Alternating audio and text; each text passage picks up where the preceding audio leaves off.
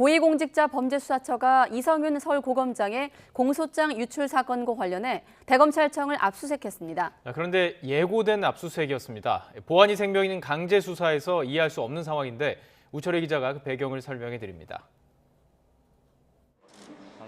대검찰청 입구에서 아침부터 진을 치고 있던 취재진 앞에 고위공직자 범죄수사처 소속 검사와 수사관 10여 명의 모습이 포착됐습니다.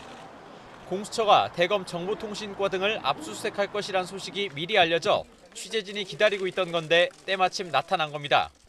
정보통신과 압수수색하시는 건 맞아요? 미리 예고하고 있을까요?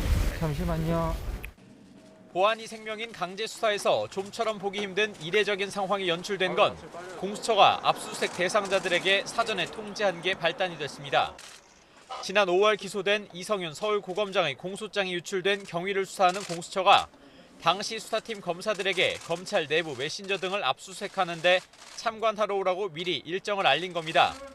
이후 이 같은 사실이 언론에 보도됐고 수사팀 역시 검찰 내부망에 공수처 압수수색을 비판하는 글을 올리면서 강제 수사 일정이 만천하에 떠벌려졌습니다.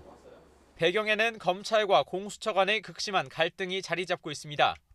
수사팀은 검찰 구성원 누구나 공소장을 열람할 수 있는데 유출 논란 이후 6개월이 지난 시점에 유독 수사팀 검사만을 대상으로 느닷없이 압수수색을 하는 건 표적 수사라고 강하게 반발했습니다.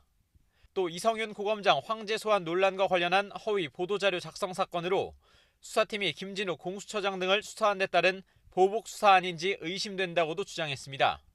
이에 공수처는 밀행성이 담보돼야 하는 압수수색 예정 내용이 어떤 이유와 과정을 통해서든 사전에 언론에 공개돼 당혹스럽다면서 유감을 표명했습니다. 그러면서 표적 수사, 보복 수사 주장은 사실이 아닐 뿐더러 근거도 없다면서 공수처의 명예를 훼손하는 것이라고 반박했습니다.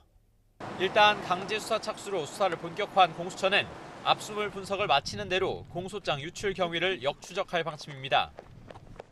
앞서 진행된 대검의 진상조사 결과 별다른 성과가 없었던 것으로 알려진 상황에서 공수처가 예고된 압수수색 이후 어떤 수사 결과를 내놓을지 주목됩니다. YTN 우철입니다.